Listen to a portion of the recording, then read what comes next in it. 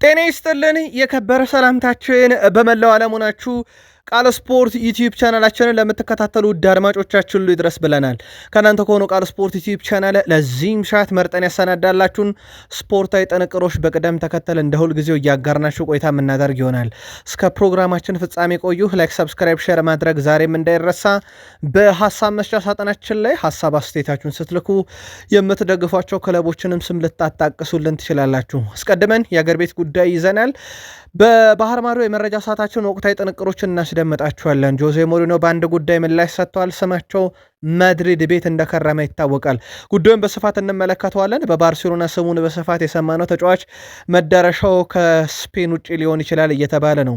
ትልልቅ ክለቦችን፣ ትልልቅ ተጫዋቾችን፣ የተቃረበውን የዓለም ዋንጫንም የተመለከተ ልዩ ጥንቅር በቃል ስፖርት ዩቲዩብ ቻናል ተይዟል።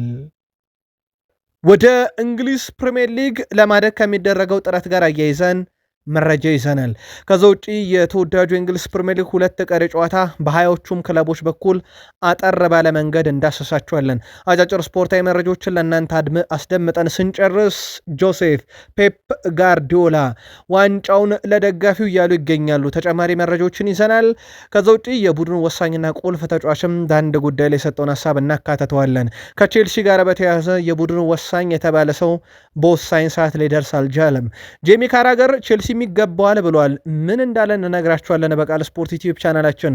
ከሊቨርፑል ጋር በተያያዘ ከቴሌግራፍ ዛሬ ወሰድነው በርከት ያለ መረጃ አለ። 241 ሚሊዮን ፓውንድ የወጣባቸው ሁለት ተጫዋቾችን በተመለከተ እንደዚሁም ከሊቨርፑል ዝውውር ጋር በ6 ቁጥር ቦታ ላይ የሊቨርፑል ባለቤቶችን በተመለከተና ከሊቨርፑል ጥንካሬ ጋር በተያያዘ የቡድን ዜናን ጨምሮ በርካታ ጥንቅር በቃል ስፖርት ዩቲዩብ ቻናል ተይዟል። አርሰናላውያን እችን ቀን አይረሷትም። የሚኬል አርቴታ እንባዎች የፈሰሱበት ነው። ምናልባት ሚኬል አርቴታ ያ የፈሰሰንባቸው ዘንድሮ በደስታ ሊታበስ ሲሆን ለየት ያለ ጥንቅር አሰናድተናል። በጉዳዩ ላይ አርሰናልና ሁለቱን ቀን እናነሳለን። የሊግ ዋንጫ ያልተረጋገጠበት ብቸኛው ሊግ ላይ አርሰናል የሊጉ መሪ ሆኖ 36 ሳምንታት ዘልቀናል። የበርንሌው አሰልጣኝ ለየት ያለ ሀሳብ ሲኖራቸው አርሰናልና የቆመ ኳስን ጉዳይ በተመለከተ አርሰናልና ሳሊባን ልዩ ጥንቅር በቃል ስፖርት ዩቲዩብ ቻናል ተይዟል። ሰበር መረጃ በዩናይትድ ይዘናል። የዩናይትዱ ተጫዋች ቀዶ ጥገና ማድረጉ ተረጋግጧል። የካሪክ ቋሚነት ሹመት ምንን ያካተተ ነው የሚለው በቃል ስፖርት ዩቲዩብ ቻናል ይነገራቸዋል። ከዛ ውጭ ውድ ቤተሰቦቻችን በማንቸስተር ዩናይትድ በኩል የአሰልጣኝ ማይክል ካሪክ ሙሉ ጋዜጣዊ መግለጫ ደርሷል። ብሩኖ ፈርናንዴዝን፣ የማንቸስተር ዩናይትዱን ካዜሜሮ እና ሴላመንስን የመሳሰሉ ተጫዋቾችን የተመለከተ ልዩ ጥንቅር ተይዟል። ላይክ አድርጉን፣ አበረታቱን። ለሀሳብ አስተያየታችሁ ግን አስቀድመን አመስግነናል። መረጆቹን እያካፈልኳችሁ ቃል ነኝ። በድጋሚ መልካም ቆይታ ተመኘን። በሀገር ቤት እንጀምር። በሀገራችንም ራሳችንንም ከፍ አድርገን ለመታየት እንሞክራለን ብሏል ቅዱስ ዳዊት። የኢትዮጵያ ከ17 ዓመት በታች ብሔራዊ ቡድን አማካይ ቅዱስ ዳዊት የአፍሪካ ዋንጫውን ለተጫዋቾች ትልቅ መድረክ መሆኑን ተናግሯል። በውድድሩ በትልቅ መለማዮች የመታየት እድል በመኖሩ ይህ መድረክ ለኛ ትልቅ መድረክ ነው ብሏል። ምክንያቱም እስከዛሬ የሰራ ነው እና የለፋንበት ነገር በትልቅ የውጭ መለማዮች ሊታይ ይችላል ሲል ቅዱስ ዳዊት ተናግሯል። ሀገራችንንም ራሳችንንም ከፍ አድርገን ለመታየት እንሞክራለን ያለው ቅዱስ ለእኛ ትልቅ እድል ነው። እናም ይሄን እድላችንን በደንብ አጥብቀን እንጠቀምበታለን ብሏል። የኢትዮጵያ ብሔራዊ ቡድን ታዳጊዎቹም በጣም አስደሳች የሚባልና ተስፋ ሰጪ ጉዞ ላይ እንዳሉ ይታወቃል። በቃል ስፖርት ዩቲዩብ ቻናል ከስር ወቅታዊ ጉዳይ ላይም ሽፋን የምንሰጠው በዚሁ ምክንያት ነው። በአገር ቤት የኢትዮጵያ ፕሪሚየር ሊግ መርሃ ግብሮች ዛሬም ቀጥለው ሲካሄዱ ነበር። በ32ኛ ሳምንት መቀለ ሰባ እንደርታ ከኢትዮጵያ መድን 1-1 ተጠናቋል። በጨዋታው የመቀለ ሰባ እንደርታን ግብ ብርሃኑ አዳሙ 84ኛው ደቂቃ ላይ፣ ለኢትዮጵያ መድን 67ኛው ደቂቃ ላይ አብዱል ጋናይ ነው ከመረበ እያሳረፈው። ጨዋታው 1-1 ተጠናቀቀ። ሌላኛው መርሃ ግብር ድሬዳዋ ከተማ ከባህር ዳር ከተማ ያደረጉት ጨዋታ ነበረ። ባህር ዳር ከተማ 2-0 በሆነ ውጤት ድል አድርጓል። የባህር ዳር ሁለት ግቦች ግቦች ፍጹም ፍቱህ ዓለም በ45ኛው ደቂቃ ተጠናቆ በጨማሪው 4ኛ ደቂቃ አንተነህ ተፈራ በ59ኛው ደቂቃ ነበረ ኳስና መረብን ያገናኘው። ሶስተኛው መርሃ ግብር የነበረው በኢትዮጵያ ንግድ ባንክና በሸገር ከተማ መካከል የነበረ ጨዋታ ነው። ጨዋታው በኢትዮጵያ ንግድ ባንክ 2-1 አሸናፊነት ተጠናቋል። ለንግድ ባንክ ሁለቱን ግቦች አዲስ ግደይ 9ኛው ደቂቃ ላይ፣ ናትናኤል ዳንኤል 54ኛው ደቂቃ ላይ ሲያስቆጥሩ ለሸገር ከተማ ቢኒያም ፍቅሩ ነው ብቸኛዋን ከሽንፈት ያልታደገች ግብ 79ኛው ደቂቃ ላይ አስቆጥሮ የነበረው። ፕሪሚየር ሊጉ ነገም ይቀጥላል። የ32ኛ ሳምንት መርሃ ግብር ሐዋሳ ከተማን ከአርባ ምንጭ ከተማ፣ አዲስ አበባ ስቴዲየም እና ፋሲል ከነማን ከአዳማ ከተማ በአዳማ ሳይንስና ቴክኖሎጂ ዩኒቨርሲቲ ስቴዲየም የሚያፋልመው መርሃ ግብር ነው። የባህር ማዶ ስፖርታዊ ጥንቅራችንን ከሪያል ማድሪድ ነክ በሆነ መረጃ እንጀምር። የሪያል ማድሪድ ቀጣይ አሰልጣኝ የሆኑ ዘንድ በእጩ የተያዙት ጆዜ ሞሪኒሆ ከአትሌቲኮ ከክለብ ቤኔፊካ የቀረበላቸውን ኮንትራት ይዘገይ ማለታቸው ይፋ ተደርጓል። እሳቸው አስቀድሞም ይህንኑ ሪያል ማድሪድ ለመረከብ ቋምጠዋል፣ በወኪላቸውን በኩል ምላሽ ሰጥተውበታል ሲባል እንደነበረ ይታወቃል። አሁን ላይ ታዲያ እሳቸው የመጣላቸውን ጥያቄ ለጊዜው ይቆይ ብለዋል። በቀጣይ እሳቸው በቡድኑ የመቆየታቸው ነገር ኦልሞስት ያበቃለት፣ በተለይም የማድሪድ ጥያቄ የሚመጣ ከሆነ ኦልሞስት ያበቃለት አድርገው ነው የሚቆጥሩት ተብሏል። እና የሪያል ማድሪድ አሰልጣኝ የመሆናቸው ነገር በፍሎሬንቲኖ ፔሬዝ ብቻ ውሳኔ የቀረው ይመስላል። በእርግጥ እሳቸው ከወሰኑ ወደ ሪያል ማድሪድ ይመጣሉም ተብሎም ይጠበቃል። የመጨረሻ ስራዎች ናቸው የቀሩት የሚል መረጃም ከሰሞኑ ሲወጣ የቤኔፊካ የውድድር ዓመት መጠናቀቅ ይጠበቃል። ፍሎሬንቲኖ ፔሬዝ ቪኒሺየስ ጁኒየርን በተመለከተ በጣም አስደናቂ ተጫዋች ነው። በሪያል ማድሪድ ውስጥም ካሉ በጣም ምርጦች ውስጥ ይጠቀሳል። የአውሮፓ ሻምፒዮንስ ሊግንም ጭምር እኮ እንድናሸንፍ ካረጉን ተጫዋቾች ውስጥ አንደኛው እሱ ነው። ከኛ ጋር ይቆያል ብለዋል። ግን ኮንትራቱን እስካሁን እንዳላራዘመ ይታወቃል። 27 መጨረሻ ላይ ኮንትራቱ እንደሚጠናቀቅ ይታወቃል። በሪያል ማድሪድ 1 ዓመት አለፈው በድርድር ላይ ብቻ ሆኖ ማለት ነው። ከዛ ውጪ የኬሊያን ምባፔ ጉዳይ ነው። ቀደም ባለው ጥንቅራችን ሰፋ ያለ መረጃ በተጫዋቹ ዙሪያ ደርሰናችሁ ነበረ። በነገራችን ላይ ለዣቢ አሎንሶ ትልቅ አድናቆት እንዳለው ይናገራል። ብዙ ጊዜ ያለንም ግንኙነት በጣም ድንቅ ነው። በእርግጠኝነት ከታላቅ አሰልጣኞች ተርታ ታገኙታላችሁ። ለእርሱ ያለኝ አመለካከትም ሁሉም ሰው ያውቀዋል ብለዋል ኬሊያን ምባፔ። በአሁኑ አሰልጣኝ ጋር ግን ያላቸው ግንኙነት እንደተበላሸ ይታወቃል። ፌድ ቫልቬርዴ ከድብድቡና ከመፈንከት ሆስፒታል ከመግባት ተርፎ ወደ ቤቱም አሁን ደግሞ ወደ ልምምዱም ተመልሷል። በነገራችን ላይ ከኦሪዮል ቹዋሜኒ ጋር ባለፈው ሳምንት የነበረው ጸብ በተጫዋቹ በኩል ሆስፒታል እንዲገባ አድርጎት እንደነበረ የሚዘነጋ አይደለም። ፌድ ቫልቬርዴ ተመልሷል። ለቀጣይ ዓለም ዋንጫም ከኡራጋይ ብሔራዊ ቡድን ጋር ይገኛል ተብሎ ነው የሚታሰበው። ከሪያል ማድሪድ ጋር ምናልባትም ቀጣይ ጨዋታዎችን ያደርጋል ተብሎ ይታሰባል። ቀሪ ጨዋታዎችን በእርግጥ በደረሰበት ጉዳት ምክንያት ነው ጨዋታ ያመለጠው ወይንስ ቅጣት ነው የሚለው ግልጽ አይደለም። ባለፈው ሳምንት ግን በጨዋታ ደረጃ እንዳልነበረ ይታወቃል። ኤል ክላሲኮን ጨምሮ ማለት ነው። ተጨማሪ መረጃዎችን በሪያል ማድሪድ መረጃ ሰዓት አፕዴት ስናደርግ ሌሎች የቡድን ዜናዎችንም በቀጣይ የምናካተት ይሆናል። የአትሌቲኮ ማድሪዱ የፊት መስመር ተጫዋች ዩሊያን አልቫሬስ በባርሴሎና ለረጅም ጊዜ ሲፈለግ እንደነበረ ይታወቃል። ግን ለባርሴሎና በጣም ከከበዳቸው ነገር ውስጥ አንደኛው የዝውውር ሂሳቡ እንደነበረ ይታወቃል። የዦዋ ፔድሮም ነገር በቼልሲ አልተፈቀደላቸውም። አሁን ላይ በባርሴሎና በትልቁ ሲፈለግ የነበረው እና የሮቤርት ሌዋንዶስኪ የረጅም ጊዜ ተተኪ ይሆናል የተባለው የፊት መስመሩ ተጫዋች ዩሊያን አልቫሬስ ሞር ወደ ፓሪስ ሰን ዠርሜን የማቅናት እድሉ ሰፊ ነው እየተባለ ይገኛል። አትሌቲኮ ማድሪድ ለተቀናቃኝ ክለብ ባርሴሎና ከመሸጥ ይልቅ በዛው ገንዘብ ለፓሪስ ሰን ዠርሜን መሸጠን ሊያስቀድሙ ይችላሉ እየተባለ ነው። ጉዳዩን እየተከታተል ነው። ሌላው ቪላሆቪች ነው። ለአንድ ታላቅ የስፔን ክለብ በወኪሉ በኩል ቀርቧል ተብሏል። ምናልባት ሞር ሊሆን የሚችለው ለባርሴሎና ነው። ምክንያቱም ባርሴሎና ነው 9 ቁጥር ላይ ተጫዋች እያፈላለገ የሚገኘው እና የጣሊያን መገናኛ ብዙሃን ዛሬ ቪላሆቪች በአንድ በስፔን ትልቅ ክለብ ውስጥ ስሙ አለ እያሉ ነው። ምናልባት ሌላ ከተባለ ክለብ አትሌቲኮ ማድሪድ የመሆን እድል አለው የዩሊያን አልቫሬስ ተተኪ ለማድረግ። ይህንንም ጉዳይ ከባርሴሎና አንጻር አድርገን በተከታታይ መረጃ ሰዓታችን ሽፋን የምንሰጠው ይሆናል። ቤልጂየም ብሔራዊ ቡድን በቀጣይ ዓለም ዋንጫ የሚጠቀሙትን የቡድን ስብስብ ይፋ አድርገዋል። በዓመቱ ለክለቡ ብዙ ግልጋሎት ያልሰጠው ሮሜሎ ሉካኮ ለብሔራዊ ቡድን ጥሪ ቀርቦለታል። በጣም አነጋጋሪ የነበረው ነው።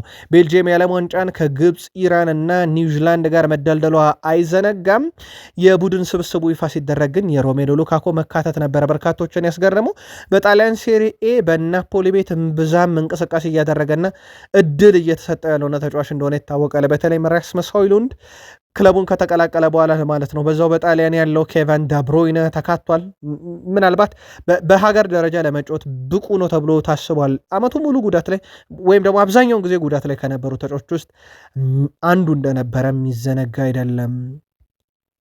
ማኑኤል ኑየር ተጨማሪ ዓመታትን በክለብ ባየር ሙኒክ ለመቆየት ከተስማማ በኋላ ኮንትራቱን በዛሬው ዕለት አራዝሟል። ያ ማለት በባየር ሙኒክ ከፈረመው ኮንትራቱ ጋር ሲጠናቀቅ 15 ዓመታትን በቡድኑ ያሳልፋል እንደማለት ነው። ውድ ቤተሰቦቻችን አጠቃላይ እስከ 27 መጨረሻ ድረስ በባየር ሙኒክ እንደሚቆይ በዛሬው ዕለት በፊርማው አረጋግጧል። ሌላ ተጨማሪ መረጃ እናንሳ። ከሮናልዶ ጋር የመጫወት እድል ስላገኘን ደስ ብሎናል እያለ ይገኛል። የጋምባ ኦስካ ተጫዋች እና ካቲኒ ከክርስቲያኖ ሮናልዶ ጋር የመጫወት እድል ስላገኘው እጅግ በጣም ተደስቻለሁ ብሏል። እንደ ሮናልዶ ካለ ታላቅ ተጫዋች ፊት የመጫወት እድል ስላገኘን እኛ ደስተኞች ነን ያለው ተጫዋቹ ሮናልዶ ከዓለም ምርጥ ተጫዋቾች አንዱ ነው። ተጫዋቾቹ በራሳችን ላይ ግን ማተኮር አለብን። የራሳችንን ጨዋታ ተጫውተን ዋንጫውን መውሰድ እኛ የምንፈልገው ብሏል። አልናስር ከጃፓኑ ክለብ ጋምባ ኦስካ ጋር የኤዥያ ሻምፒዮንስ ሊግ 2 የፍጻሜ መርሃ ግብር እንደሚያደርጉ ይታወቃል እና ከሮናልዶ ጋር በመጫወታችን ደስተኞች ነን ብሏል ተጫዋቹ። ቃል ስፖርት ላይ ናችሁ። ከሀገር ቤት እስከ ባህር ማዶ የተመራረጡ ስፖርታዊ ጥንቅሮችን እያስቃኘናችሁ እንገኛለን። ውድ ቤተሰቦቻችን ከወደዳችሁ ላይክ አድርጉን። የእናንተ ላይክ ለእኛ በብዙ ይጠቅመናል። ሀሳብ አስተያየት እንቀበላለን። ጻፉልን። ቃል ስፖርት ዩቲዩብ ቻናል መረጃዎቹን እያጋራኋችሁ ቃል ነኝ። በድጋሚ መልካም ቆይታ ተመኘን። ከሳምንታት በፊት በሚድልስ ቦሮ እና በሳውዛምፕተን ጨዋታ ላይ ሚድልስ ቦሮ የሳውዛምፕተንን እግድ የጠየቀበት ክስተት እንዲፈጠር አድርጎ ነበረ። ሚድልስ ቦሮ የሳውዛምፕተን ሰላይ ከጨዋታ በፊት ልምምዳቸውን ሲቀርጽ መያዛቸው ይታወቃል። ይህንም ተከትሎ ለእንግሊዝ እግር ኳስ ማህበር ቅሬታ አቅርበዋል። ይህ ውዝግብ ባለበት ሳውዛምፕተን በሻምፒዮንሺፕ ጥሎ ማለፍ ጨዋታ ሚድልስ ቦሮን አሸንፎ ወደ ሊጉ ለማደግ ፍጻሜ መድረሱ ይታወቃል። ይህም የሚድልስ ቦሮ ወደ ሊግ የማለፍ እድል እና 200 ዩሮ የማግኘት እድልን አሳጥቷል። አሁን ላይ ሚድልስ ቦሮ ሳውዛምፕተን የፍጻሜ ጨዋታ እንዳያደርግ እንዲታገር ጠይቀዋል። ይህ የማይሆን ከሆነ ግን ጉዳዩን ወደ ሕግ እወስደዋለሁ ሲል ክለቡ ለእግር ኳስ ማህበሩ አሳውቋል። የእንግሊዝ መገናኛ ብዙሃን የሳውዛምፕተን አባል ሚድልስቦሮ ልምምድ ሲቀርጽ የሚያሳይ ምስል ይፋ ማድረጋቸው ይታወቃል። ታዲያ ሚድልስቦሮ ሳውዛምፕተን ከፍጻሜ ጨዋታው ታግዶ እኛንን ካልሲቲ መፋለም ያለብን እያሉ ነው። ጉዳዩ እንዴት ይቋጫል? የፍጻሜ ጨዋታው እንደደረሰ ይታወቃል። እንከታተለዋለን። በተወዳጁ የእንግሊዝ ፕሪሚየር ሊግ ሁሉንም ነገር ለመወሰን 2 ጨዋታ ብቻ እንደሚቀሩት ይታወቃል። የፕሪሚየር ሊጉን ሻምፒዮን ሶስተኛውን ወራሽ ክለብ ዩናይትድ ሲቲ እና አርሰናልን ተከትለው የሚገቡ የአውሮፓ ሻምፒዮንስ ሊግ ትኬት ተቆራጮችን ጨምሮ ማለት ነው። ውድ ቤተሰቦቻችን እንደ አስቶን ቪላ ግን ከበድ ያለ ጨዋታ የሚጠብቀው አንድም ቡድን የለም። ሊቨርፑልና ሲቲን ነው በቀጣይ የሚገጥመው። ሁለተኛው በጣም ጠንከር ያለ ፈተና የገጠመው ቡድን ፓላስ ሆኗል። ብራይተንና አርሰናልን ይገጥማል። ብሬንትፎርድና አርሰናልን ይገጥማል። በርንማውዝ ሶስተኛው በጣም ከባድ የደረሰው ነው። ሲቲና ኖቲንግሃም ፎረስትን በሚል ማለት ነው። ትኩረታችንን ቢግ ሲክስ ላይ ብቻ እናደርግ። የዋንጫ ተፎካካሪ የሆነው ሲቲ ከቢግ ሲክስ ክለቦች በጣም ጠንካራ ተፋላሚ የገጠመው ቡድን ሆኗል። በርንማውዝ እና አስቶን ቪላን። ሊቨርፑል ሁለተኛው በጣም ጠንካራ ቡድን የገጠመው ሆኗል። ይህም አስቶን ቪላ እና ብሬንትፎርድ ነው። ዩናይትድ ሶስተኛው ሆኗል። ኖቲንግሃም ፎረስት እና ብራይተን። ያው ዩናይትድ የሚያጣው ነገር የለም፣ ሻምፒዮንስ ሊግ ትኬትን አረጋግጧል። ስፐርስ አራተኛው ቡድን ነው በጣም ጠንካራ ተፋላሚ የገጠመው። ቼልሲ አምስተኛው ቡድን ነው በጣም ጠንካራ ቡድን የገጠመው ከቢግ ሲክስ ተወካዮች ውስጥ ቶትንሃም እና ሰንደርላንድን ይገጥማል። ብታምኑም ባታምኑም አርሰናል ከፕሪሚየር ሊጉም 20ኛ ደረጃ ላይ ነው ያለው። በጣም ቀላል ተጋጣሚ ደረሰው በሚል ማለት ነው። አርሰናል በርንማውዝ እና ፓላስን ይገጥማል። አርሰናል ቀላል ተጋጣሚ የቀሩት የፕሪሚየር ሊግ ክለብ ሲባል በአስቶን ቪላ በኩል ደግሞ ፈታኝ ሳምንት ከፊቱ ይጠብቀዋል። 2 ሳምንት ተብሏል። ይህም የሚያሳየው አስቶን ቪላ ሻምፒዮንስ ሊግ ትኬትን ለመቁረጥ ፈተና እንዳለበት፣ አርሰናል ፕሪሚየር ሊጉን ዋንጫ ለመብላት በጣም የተሻለ እድል እንዳለው፣ ሲቲ ዋንጫውን ለማሸነፍ ከአርሰናል በጣም ከባድ ተጋጣሚ እንዳለው የኦፕታ ቁጥራዊ መረጃ ይመለከታል። ከዝውውር ጋር በተያያዘ አንቶኒ ጎርደን በኒካስል የመጨረሻ 2 ጨዋታዎች ይህ መልእክት የተገኘው ከኤዲሃው ነው ይላል ኤኤስፒኤን የእንግሊዙ ነው ዛሬ ይዞት የወጣው። የአንቶኒ ጎርደን ፈላጊ ሲቲም ሊቨርፑልም አርሰናልም ቼልሲም ሆነዋል ሲል የባየር ሙኒክ እንቅስቃሴ ግን ከፍ ያለ ነው። ቀጣይ በዲያዝ ደረጃ ከሊጉ ሊያስኮበለሉት የፈለጉት ሰው ይላል ኢኤስፒኤን ባየር ሙኒኮች አንቶኒ ጎርደንን ነው። ኤዲ ሃውም ለዚህ ፍንጭ ሰጥቷል እያለ ነውና የመጨረሻ ጨዋታውን በኒካስል ዩናይትድ እያደረገ ነው የሚል ዘገባ ወጥቷል። ከዛ ውጪ የመጨረሻ ጨዋታውን ከክለቡ ጋር እያደረገ የሚገኘው ሼመስ ኮልመን ነው። የ37 ዓመቱ ሼመስ ኮልመን ለ17 ዓመት ከቆየበት የመርሳይዶ ክለብ ኤቨርተን በዓመቱ መጨረሻ ይለቃል፣ የመጨረሻ ሲዝኑ ላይ ይገኛል ሲል ስካይ ስፖርት ዛሬ በሰበር መረጃውን ይዞት ወጥቷል። ሌላው ከክለቡ ጋር በዚህ ዓመት እንደሚለያይ የተረጋገጠው ዶኒ ማለን ነው። በጥር የዝውውር መስኮት በነፃ ውል ወይም በነፃ የውሰት ውል እስከ ዓመቱ መጨረሻ ቪላን ለቆ ሮማን የተዘዋወረው ዶኒ ማለን በ18 ጨዋታ 17 ግብ ተሳትፎን አስመዝግቧል። እንዲሁም በሊጉ ሁለተኛው ከፍተኛ ግብ አስቆጣሪ ሆኗል። በዛው በሮማ ቤት እንደሚቀር ይጠበቃል። ከዛ ውጪ ኢስማኤል ሳርን እንመልከተው። በጣም ድንቅ ጊዜን እያሳለፈ ይገኛል በክሪስታል ፓላስ ቤት። ይህ ተጫዋች ኢስማኤል ሳር አምና 8 ግብ የነበረው በ38 ጨዋታ ነው። ዘንድሮ በ25 ጨዋታ ብቻ እነኚህ 8 ግቦች ላይ መድረስ ችሏል። ዘንድሮ በተለይም በኮንፈረንስ ሊግ ቡድኑ እዚህ ሲደርስ በጣም ወሳኝ ተጫዋቾች በፓላስ ቤት አንደኛው ይህ ተጫዋች እንደነበረ የሚዘነጋ አይደለም። ኢስማኤል ሳር በዝውውር መስኮት ደረጃ ከዋትፎርድ ሲመጣ በርካታ ፈላጊዎች ነበሩት። ዘንድሮ በፓላስ ቤት ጥሩ ጊዜን አሳልፏል። በተለይም ዣን ፌሊፔ ማቴታ በጉዳት ያልነበረባቸውን ጊዜ ቡድኑን ሲታደግ እንደነበረ የሚዘነጋ አይደለም። ማንቸስተር ሲቲው አሰልጣኝ ፔፕ ጋርዲዮላ ቡድናቸው በፍጻሜው ጨዋታ ከዓመታት በፊት ከነበረው ዘንድሮ በጣም የተሻለ እንደሚሆን እጠብቃለሁ ሲሉ ተደምጠዋል።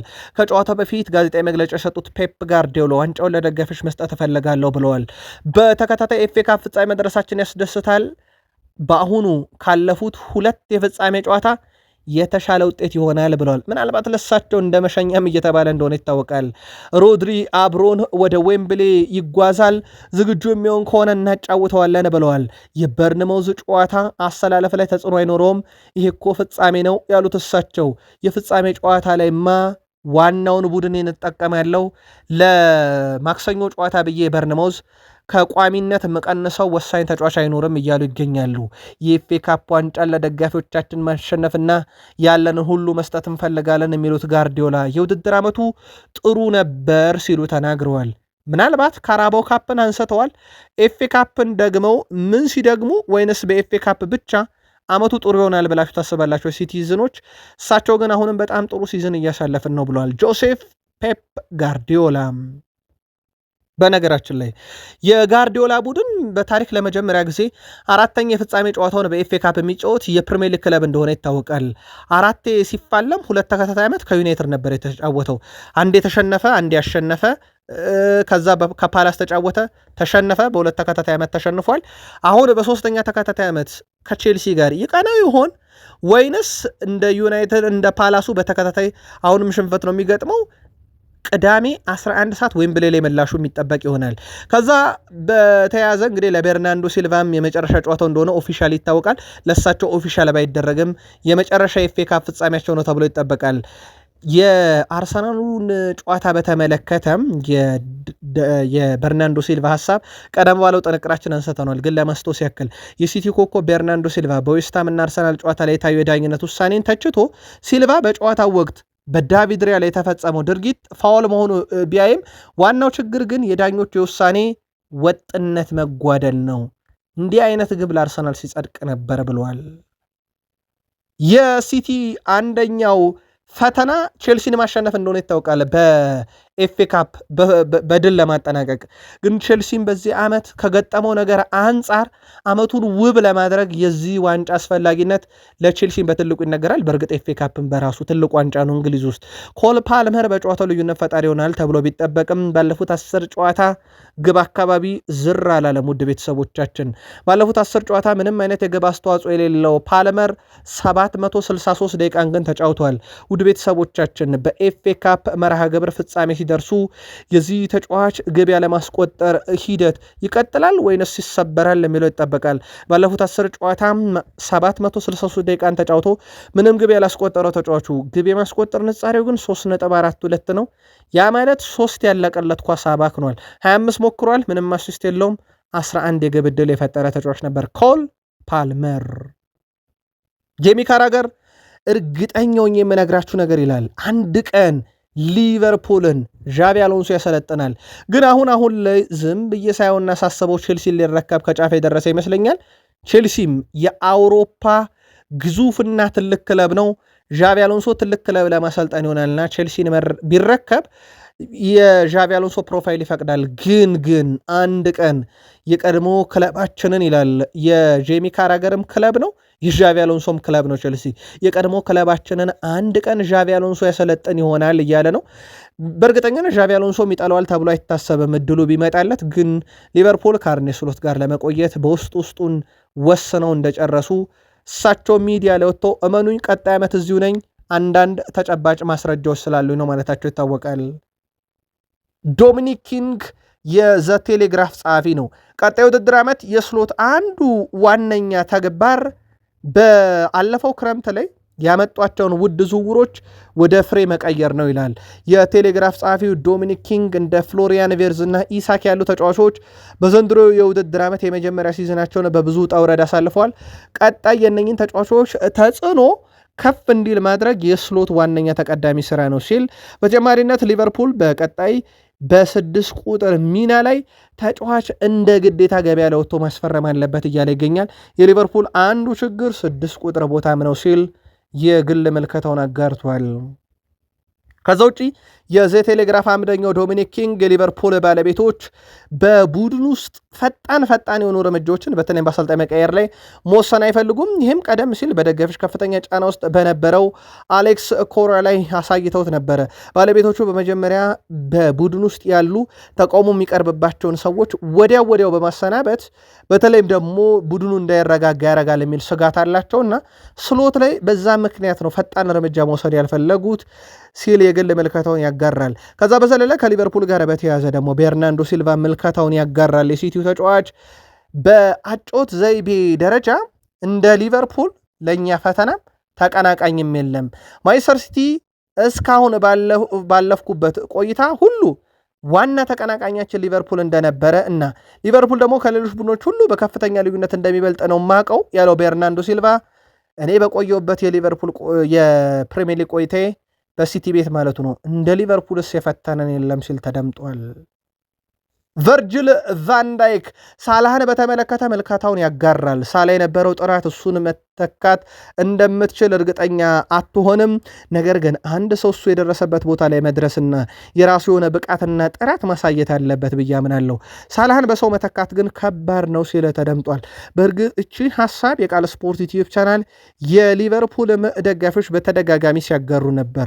እንደ ግለሰብ ሳላህን በግለሰብ ከመተካት በቡድን አጠቃላይ ቡድኑን መዋቅሩን በማስተካከል የቡድን ጨዋታ በመጫወት ለአብነት ያክል ኢንቨርትድ ዊንገሮችን በቦታው ላይ አምጥቶ ከማጫወት ይልቅ ያው ሳላ በግራ እግሩ የሚጫወት ግን የቀኝ ክንፍ አጥቂ ነው። እንደ የአንዱ ሜንዲ ያሉ በቀኝ እግራቸው የሚጫወቱ ግን በግራ ክንፍ ላይ በዲያዝ ቦታ የሚጫወቱ ተጫዋቾችን አምጥቶ እንዲህ አይነት መተካትን ማድረግ የተሻለ ነው የሚል ምልከታን ሲያጋሩ ነበር። ቨርጅል ቫንዳይክም ሳላህን መተካት ላይ እርግጠኛ አይደለውም ሲል ተደምጧል። ልክ የዛሬ 10 ዓመት ነው የሚኬል አርቴታ እንባ በኤምሬትስ ሲፈስ የነበረው። ውድ ቤተሰቦቻችን ምክንያቱ ግልጽ ነው። ሚኬል አርቴታ የመጨረሻ ጨዋታውን በኤምሬትስ 150 ጨዋታን አድርጎ ኤፍኤ ካፕን 2 ጊዜ አሸንፎ ከቡድኑ በእንባ የተሸኘበት ቀን ልክ በዛሬው ዕለት ሜይ 15 ነበረ። ሜይ 15 2016 ማለት ነው። እነሆ ሜይ 15 2026 ከ10 ዓመት በኋላ ሚኬል አርቴታ ዋንጫ አንስተው በደስታ ሊያነቡ ጥቂት ጨዋታ ማለትም በጣት የሚቆጠር 2 ጨዋታ ብቻ ይቀራቸዋል። 2 ካልን ለቡድናቸው 2 ቀን ረፍት ሰጥተዋል። 2 ካልን 2 ቀሪ ጨዋታ ብቻ ይቀራቸዋል። ባርሴሎና በስፔን፣ ኢንተር በጣሊያን፣ ባየር ሙኒክ በጀርመን፣ ፒኤስጂ በፈረንሳይ ዋንጫ ካነሱ በኋላ ከ2 ጨዋታ በኋላ ደግሞ የፕሪሚየር ሊግ ዋንጫ አሸናፊ ይረጋገጣል። ይህን መረጃ ለእናንተ ስናደርስ አርሰናል በ79 ነጥቦች የፕሪሚየር ሊጉ መሪ ሆኖ ኤምሬትስ ላይ በርንሌይ ሊገጥም 2 ቀናት ብቻ ይቀሩታል። የበርንሌው አሰልጣኝ ማይክል ጃክሰን ሁሉም ምናልባትም እዚህ ፊት ለፊት የተቀመጣችሁ ጋዜጠኞችም ጨምሮ ማክሰኞ ምን ልጽፉ እንደተዘጋጃችሁ አውቃለሁ። የማክሰኞ ርዕሳችሁንም መርጣችሁ እንደጨረሳችሁ አውቃለሁ። ግን ይላሉ እሳቸው ማይክል ጃክሰን የበርንሌው አሰልጣኝ እኔ በቡድን ይተማመናለሁ፣ እናንተ ልትጽፉት ካሰባችሁት ተቃራኒው ነገር ሊፈጠር ይችላል እያሉ ነው። ያ ማለት በርሌ በፕሪሚየር ሊጉ መውረዱን ቢያረጋግጥም አርሰናል ግን እኛ ላይ ዋንጫውን አያረጋግጥም እያሉ ነው እሳቸው። ምናልባት በበርካቶች የተሰጋለት ጨዋታ ለአርሰናል የበርንሌው አይደለም፣ የዌስትሃም ዩናይትዱ ጨዋታ ነበረ ለአርሰናሎች በነ ቴሪ ዳንኤል ሆነሪ ጭምር የተሰጋው። የለም እኛንም ፍሩን እያሉ ነው ማይክል ጃክሰን የበርንሌው አሰልጣኝ። የቃል ስፖርት ዩቲዩብ ቻናል የአርሰናል ደጋፊዎች ለበርንሌ ኮሽ የሚልባላችሁ ወይ ጻፉልን። የማንቸስተር ሲቲው አማካይ ቤርናንዶ ሲልቫ የአርሰናል አጨዋወት እግር ኳስ አይደለም ሲል ትችቱን ሰንዝሯል። እንደ ሊቨርፑል የፈተነን የለም ባለበት ጋዜጣዊ መግለጫው ነው የአርሰናል ጨዋታ ራግቢን ይመስላል የሚለው ቤርናንዶ ሲልቫ። የአርሰናል የታክቲክን በተመለከተ እግር ኳስ የሚባል ነገር ዝር ያላለበት ያለው ቤርናንዶ ሲልቫ የራግቢ ጨዋታን ባይሆን ይመስላል ብሏል። አክሎም ይህ ነገር መፈጠሩ ያሳዝናል ያለ ሲሆን ደጋፊዎች ይህን አይነት ነገር ለማየት ብር ከፍለው ወደ ስቴዲየም አይመጡም። እውነት ለመናገር አሰልቺ ነው። አርሰናል ምናልባት ይህ የእግር ኳስ ዘይቤው እንደ አሰልቺ ያልተቆጠረባቸው ዋንጫ ስላላነሱ ነው። ዋንጫ እያነሱ ቢሆን ማንም አይፈቅድላቸውም ነበር ብሏል። እናም አርሰናል ዋንጫ ለማንሳት በሚያደርገው ጥረት ላይ ሁሉም ማሸነፉን ብቻ አይቶ ደገፋቸው እንጂ ሜዳስ ላይ የሚጫወቱት አጨዋወት አይስብም፣ አይማርክም። ዋንጫ አንስተው ይሄ አጨዋወት ስልታቸው ወደ ትችት መቅረቡ አይቀርም ይላል ዋንጫ ካነሱ። የቤርናንዶ ሲልቫ የግል ምልከታ ነው። የቃል ስፖርት ዩቲዩብ ቻናል ለደጋፊዎች እናንተ ላኩልን። ዊሊያም ሳሊባ ውሰት ውል አርሰናልን ለቆ ሄዶ የውሰት ውሉን አጠናቆ ደግሞ ለአርሰናል መጫወት በጀመረበት ያለፉት 3 ዓመታት የፕሪሚየር ሊጉ የዓመቱ ምርጥ 11 ውስጥ መካተት ችሎ ነበረ ባለፉት 3 ዓመታት። ዘንድሮስ የሚለው ይጠበቃል። የ2022 23 23 24 24 25 የፒኤፍኤ የዓመቱ ምርጥ 11 ውስጥ የተካተተ ነበረ። ዘንድሮም በእርግጥ አርሰናል ዋንጫውን በላም አልበላም በግል ግን በጣም ምርጥ ሲዝን ካሳለፉ ተጫዋቾች ውስጥ ይጠቀሳል። ሌላኛው የአርሰናል መረጃችን በዓለም ዋንጫ ሀገራቸው እንደሚወክሉ ከተረጋገጡ ተጫዋቾች አንደኛው ሌሳንድሮ ትሮሳርድ ሆኗል። ሌሳንድሮ ትሮሳርድ ለ2026 የዓለም ዋንጫ የቤልጅየም ብሔራዊ ቡድንን እንደሚያገለግል በዛሬው ዕለት ተረጋግጧል። በርካታ ያሉ ተጫዋቾች ጥሪ እየቀረበላቸው ነው። እየተከታተልን ከስር የምናደርሳችሁ ይሆናል። በዩናይትድ ከሰበር መረጃ እንጀምር። ውድ ቤተሰቦቻችን የማንቸስተር ዩናይትድ የመሃል ተከላካይ ማቲያስ ዴላይት የወገብ ቀዶ ጥገና ማድረጉን ክለቡ በዛሬው ዕለት ይፋ አድርጓል። ተጫዋቹ በተለያዩ ጉዳቶች ለረጅም ጊዜ ከሜዳ ርቆ መቆየቱ አይዘነጋም። አሁን ላይ ማቲያስ ዴላይት ባደረገው ቀዶ ጥገና ምክንያት ዳግም ለበርካታ ወራት ከሜዳ ይርቃል። ዴላይት ቀጣዩ የዓለም ዋንጫ ውድድርም እንደሚያመልጠው ታውቋል። ማቲያስ ዴላይት ከህመሙ አገግሞ በሚቀጥለው የውድድር ዘመን መጀመሪያ አካባቢ ወደ ሜዳ ይመለሳል። ለመሆኑ የማቲያስ ዴላይት ነገር ከሁለት ያጣ እንዴት ሆነ የሚለውን አጠር አድርገን እንንገራችሁ። የማቲያስ ዴላይት እቅድ ከቀዶ ጥገና ውጪ በማገገም ለዩናይትድ የመጨረሻ ወራቶች ጨዋታን አድርጎ ሀገሩን በዓለም ዋንጫ መወከል ነበረ። ነገር ግን 1 ወር ሲባል አያገግምም፣ 2ም 3ም ወር እየተባለ ያለ ቀዶ ሕክምና ለማገገም የነበረው ጥረት የባሰ ነገሩን አረዘመው እንጂ አላሳጠረውም። ምክንያቱም ቀዶ ጥገና በማድረጉ ደግሞ ተጨማሪ ወራትን ከጨዋታ ውጭ መሆኑን ተከትሎ ማለት ነው። ማቲያስ ዴላይት ዛሬ ቀዶ ጥገና አድርጓል። በዩናይትድ የካሪክን ሹመት በተመለከተ በትላንትናው መረጃችን የ2 ዓመት ውል ሲደመር 1 ዓመት ለካሪክ ይቀርባል ብለን በቃል ስፖርት ዩቲዩብ ቻናል በትላንትናው ዘገባችን ማለት ሜ 14 ሐሙስ በነበረን ዘገባ በቃል ስፖርት ዩቲዩብ ቻናል ነግረናችሁ ነበረ። የክለቡ የበላይ ኃላፊዎች በነገራችን ላይ ከዚህ ውሳኔ ጀርባ ያሉት ኦማር ቤራዳ እና ጄሰን ዊልኮክስ የተባሉ ሰዎች ናቸው። አሁን ላይ በሁሉም ወገኖች መካከል ንግግር እየተደረገ እንደሆነ ይታወቃል። ሰር ጂም ራትክሊፍ በበኩላቸው አሰልጣኝ ማይክል ካሪክ እንዲቀጥሉ ፍቃዳቸው ነው ቢባልም ከዚህ ውሳኔ ጀርባ ግን እነ ኦማር ቤራዳ እና ጄሰን ዊልኮክስ ሚናቸው ትልቅ ነው። ዳን አሽሬዝን በወራት ለመባረራቸው ምክንያት የነበሩ ሁለቱ ናቸው። በዩናይትድ ሁለቱ የወደዱት ማለትም ኦማር ቤራዳና ጄሰን ዊልኮክስ የወደዱት ይቆያል፣ የጠሉት ይሰናበታል። ማንቸስተር ዩናይትድ ዕለተ እሑድ ከኖቲንግሃም ፎረስት ጋር ከሚደረገው ጨዋታ በፊት አንድ ነገር በኦልትራፎርድ ማድረግ ይፈልጋሉ። ይህም የካሪክን ቋሚ ኮንትራት መፈረም፣ ለደጋፊው ማብሰር። በቃል ስፖርት ዩቲዩብ ቻናል በእርግጠኝነት በፈጣን መረጃ ሰዓታችን ዩናይትድ ሲያደርገው እንነግራችኋለን። 2 ዓመት ሲደመር 1 ዓመት ድርድር እየተደረገበት ያለው ኮንትራቱ ነው። ማይክል ካሪክ በቡድን ዜና ዛሬ ጋዜጣዊ መግለጫ ሲሰጡ ካዜሜሮ ለጨዋታው ዝግጁ ነው ብለዋል። የቤንያሚን ሼሽኮ ሁኔታ ግን እንደ ካዜሜሮ ቀላል አይደለም፣ በገጠመው ምክንያት አሁንም 100% ዝግጁ አይደለም ብለዋል። ስለ ካዜሜሮ ኦልትራፎርድ ስንብትም ሀሳባቸውን ያጋራሉ። እሳቸው ሁኔታው በግልጽ መታወቁ ለእኛም ሆነ ለሱ ትልቅ እገዛ አድርጓል። በክለቡ ያለው ቆይታ ወደ ፍጻሜ መቃረቡን ማወቁ አቋሙን አሟጦ እንዲጠቀም አድርጓል። ይህን ሁኔታ ለያዘበት መንገድም ትልቅ ክብር ይገባዋል ብለዋል በጋዜጣዊ መግለጫቸው ላይ። ማይክል ካሪክ ዩናይትድ እንደ ሁል ጊዜው ልዩና ታላቅ እግር ኳስ ክለብ ነው ሲሉ ወደዚህ ተመልሼ የዚህ አካል በመሆኔ እንደ ደጋፊ እንደ ቀድሞ ተጫዋች እንዲሁም ለክለቡ እጅግ በጣም እንደሚቆረቆር ንጹህ ደጋፊነቴ ክለቡን ለማገዝና ወደፊት ለማራመድ በሚያስችል ደረጃ ላይ በመገኘቴም ኩራት ይሰማኛል ብለዋል።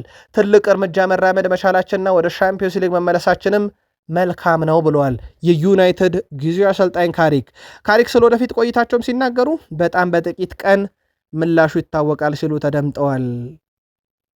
ማይክል ካሪክ እሁድ ከጨዋታ በኋላ ለደጋፊዎች ንግግር እንደሚያደርጉም ገልጸዋል።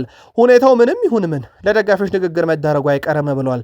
ደጋፊዎቻችንን ማመስገን ስላለብን አስፈላጊ ነው። እኔም በግሌ ላሳለፍነው የውድድር ዘመን ለሰጡን ድጋፍ፣ በተለይም ደግሞ እኔ ኃላፊነቱን በወሰድኩባቸው ባለፉት 4 ወራት ላሳዩኝ ድጋፍ ማመስገን ግድ ይላል። ማይክ ጨብጣለው እናም በኦልድ ትራፎርድ ንግግር አደርጋለሁ ብሏል። ስለ ወደፊት ቆይቴ ስለሚመጣው ነገር ለማወቅ እንደምትፈልጉ አውቃለሁ፣ ነገር ግን ጥቂት ታገሱ ብሏል። እሳቸው ካሪክ በማንቸስተር ዩናይትድ ታሪክ ብዙ ነገር የሰሩ ግን 4 ወር ብቻ የከረሙ አሰልጣኝ እንደሆኑ ይታወቃሉ።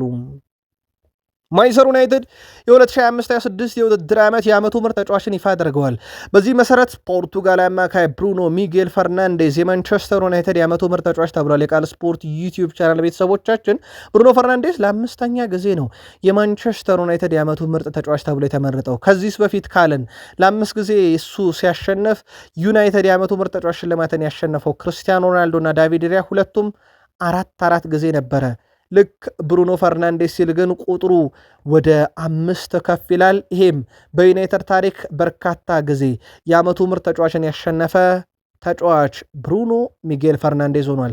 ዛሬ የሀገሩ ልጅ ቤርናንዶ ሲልቫ ለሲቲ እየተጫወተ የዓመቱ ምርጥ ማን ነው ሲባል በቀይ ለባሾቹ ማንቸስተር ዩናይትድ የሚገኘው የሀገሬ ልጅ ብሩኖ ፈርናንዴዝ የዓመቱ ምርጥ ተጫዋች እሱ ነው፣ ድምፄንም የምሰጠው ለብሩኖ ሚጌል ፈርናንዴዝ ነው ብሎ በግልጽ መናገሩ ይታወቃል። በቡድን ዜና ቤልጅየም ብሔራዊ ቡድን በቀጣይ የዓለም ዋንጫ 26 ተጫዋቾችን ይፋ ሲያደርጉ በግብ ጠባቂ ዝርዝር ውስጥ የዩናይትዱ ሴላመንስ ተካቷል። በዩናይትድ ድንቅ ጊዜን አሳልፏል። ላሳለፈው ድንቅ ጊዜም ሀገሩ በዓለም ዋንጫ ትወክለኛለህ ተብሎ ተጠርቷል። በዛው በተጨማሪ ካዜሜሮን መናገር ጸጽቶኛል ባለው ጄሚ ካራገር የዩናይትድን መረጃ እንጠቅልለው። የቀድሞ የሊቨርፑል ተጫዋች ጄሚ ካራገር ስለ ካዜሜሮ የሰጡት ሀሳብ ይጸጽተኛል ብለዋል። ጄሚ ካራገር በአንድ ወቅት ካዜሜሮን እባክህ እግር ኳስ ሳትተው በፊት አንተ ተዋት ብሎት ነበረ። ካዜሜሮ በበኩሉ የሱን ክለብ አሰናብቼ 2 የሻምፒዮንስ ሊግ ዋንጫ ስላነሳው ቂም ይዞ ነው እንደዛ ያለ ብሎ ነበረ።